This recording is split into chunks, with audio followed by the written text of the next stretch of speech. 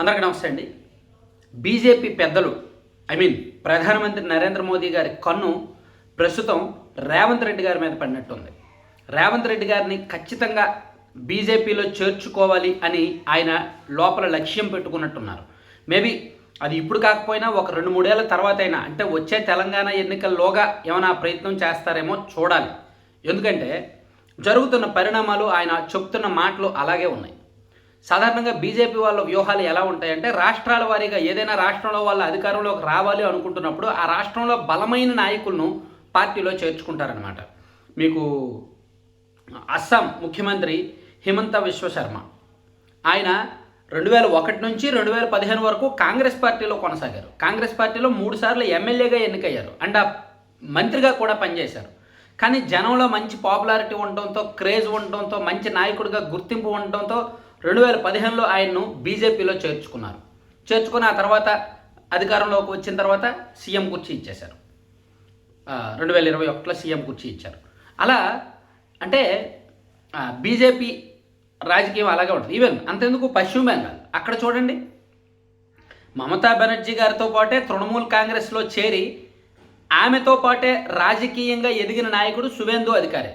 ఒకప్పుడు 2015-16లో ఈ నరేంద్ర మోదీ గారు పశ్చిమ బెంగాల్లో సభ పెట్టినప్పుడు సువేందు అధికారిని దారుణంగా విమర్శిస్తూ, మమతా బెనర్జీ గారి జేబులో మనిషి సువేందు అధికారి, సో ఇద్దరు కూడా తోడి దొంగలే, ఇద్దరు కూడా విపరీతమైన అవినీతి పరులే అని విమర్శించారు. అటువంటి సువేందు అధికారిని 2020లో బీజేపీలో చేర్చుకొని 2021లో ప్రధాన ప్రతిపక్ష నేతగా అండ్ 2026లో ఇప్పుడు ఆయన ముఖ్యమంత్రిగా నియమించారు. ఎందుకంటే ఆయనకు సరైన బలం ఉంది, ఆ రాష్ట్రంలో తిరుగులేని ఇమేజ్ ఉంది, సో మంచి నాయకుడిగా గుర్తింపు ఉంది అండ్ మమతా బెనర్జీకి సరైన ప్రత్యామ్నాయ నాయకుడిగా, ధీటైన నాయకుడిగా గుర్తింపు ఉంది కాబట్టి, అనుభవం ఉంది కాబట్టి ఆయన పార్టీలో చేర్చుకొని, హక్కుని చేర్చుకొని ఎంకరేజ్ చేశారు. అంటే ఒకప్పటి రాజకీయ ప్రత్యర్థులనే వాళ్ళ పార్టీలో చేర్చుకొని ఉన్నత శిఖరాలు ఇస్తున్నారన్నమాట. సేమ్ ఇప్పుడు కూడా తెలంగాణలో బీజేపీకి అసలైన రాజకీయ ప్రత్యర్థి రేవంత్ రెడ్డి. కానీ ప్రధానమంత్రి నరేంద్ర మోదీ గారు నోరు విప్పితే విపరీతంగా కాంగ్రెస్ పార్టీని టార్గెట్ చేస్తారు, కాంగ్రెస్ పార్టీని విమర్శిస్తారు. కానీ తెలంగాణలో ఈరోజు మీటింగ్లో రేవంత్ రెడ్డి గారిని ఏమీ అనలేదండి. కాంగ్రెస్ పార్టీ మీద కూడా పెద్దగా విమర్శలు చేయలే, ఏదో సూచాయిగా అలా 4 మాటలు అన్నారు. పైగా రేవంత్ రెడ్డి గారిని ఒక మాట అన్నారు, మేరేసే జోడో, అంటే నాతో చేతులు కలుపు, టైఅప్ విత్ మీ, నాతో చేతులు కలుపు, మనం అద్భుతాలు సాధిస్తాం అంటే ఇండైరెక్ట్గా బీజేపీలోకి ఆహ్వానించారు, తన పార్టీలోకి రమ్మని ఆహ్వానించారు. ఎందుకంటే రేవంత్ రెడ్డి గారికి తెలంగాణలో ఇప్పుడు ప్రత్యేకమైన క్రేజ్ ఉంది. రేవంత్ రెడ్డి గారు కష్టపడి ఎదిగిన నాయకుడు.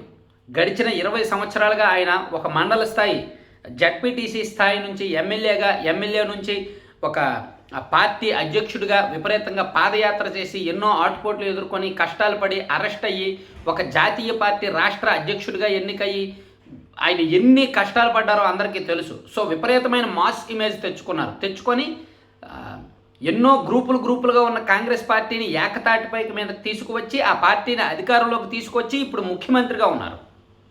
సో తన కనుసనలలో పార్టీ నడుస్తోంది, ఇప్పుడు నాయకత్వం నడుస్తోంది.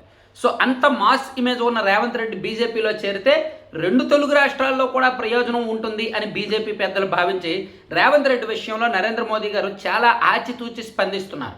సాధారణంగా కాంగ్రెస్ నాయకులంటే ఒంటి కాలు మీద లేచే బీజేపీ పెద్దలు రేవంత్ రెడ్డి గారి విషయంలో చాలా జాగ్రత్తగా వ్యవహరిస్తున్నారు. ఈవెన్ రేవంత్ రెడ్డి గారికి అపాయింట్మెంట్లు అలాగే ఇస్తున్నారు, ఆయన పట్ల వ్యాఖ్యలు కూడా అలాగే చేస్తున్నారు అనమాట. సో రేవంత్ రెడ్డి గారి మీద కన్ను ఉన్నమాట అయితే వాస్తవమే. అయితే రేవంత్ రెడ్డి గారు బీజేపీలో చేరుతారా చెప్పలేం. ఇప్పటికిప్పుడైతే ఆయన చేరే ఆలోచన లేకపోవచ్చు. ఎందుకంటే ఆయన కాంగ్రెస్ పార్టీలో చాలా కంఫర్ట్గా ఉన్నారు. పార్టీని గెలిపించినందుకు గుర్తింపుగా ఆయనకు ముఖ్యమంత్రి కుర్చీ ఇచ్చింది, పవర్ ఇచ్చింది, పెత్తనం ఇచ్చింది, నిర్ణయాధికారం ఇచ్చింది, అన్నీ ఆయనే చూసుకుంటున్నారు. ఒకవేళ తెలంగాణలో కాంగ్రెస్ అధిష్టానం జోక్యం చేసుకొని రేవంత్ రెడ్డి గారి ప్రాధాన్యతను తగ్గించి ఇతర నాయకులను ఎంకరేజ్ చేస్తే అప్పుడు రేవంత్ రెడ్డి గారు మనోభావాలు దెబ్బతిని పక్క చూపులు చూస్తే చూడొచ్చు కాక. కానీ ఆ పరిస్థితి 99% రాదు. లేదా 2028లో జరగబోయే తెలంగాణ ఎన్నికల్లో ఒకవేళ కాంగ్రెస్ పార్టీ ఓడిపోయి బీజేపీ అండ్ బీఆర్ఎస్ మూకుమ్మడిగా అధికారంలోకి వస్తే కాంగ్రెస్ పార్టీ ప్రతిపక్షంలో ఉంటే కంఫర్ట్గా ఉంటే రేవంత్ రెడ్డి గారు ఉంటారు. లేదా ఇంకా కాంగ్రెస్ పార్టీ భవిష్యత్తు మీద నమ్మకం లేక ఇంక ఈ పార్టీ అధికారంలోకి రాదులే, బీజేపీ బెటర్ అని భావించి వెళ్ళిపోవచ్చు. సో 99% ఆయనేమో పార్టీ మారే అవకాశం లేదు, మారే ఉద్దేశం కూడా లేదు. కానీ భవిష్యత్తులో ఏదైనా జరగవచ్చు. ఎందుకంటే బీజేపీ వాళ్ళ కన్ను ఎవరి మీదైనా పడిందంటే వాళ్ళని నయానో భయానో ఎలాగోలాగా ఖచ్చితంగా చేర్చుకుంటారు. సో చూడాలి ఏం జరుగుతుంది అనేది. కానీ బీజేపీ వాళ్ళ రాడార్లో రేవంత్ రెడ్డి గారు ఉన్నమాట అయితే వాస్తవం.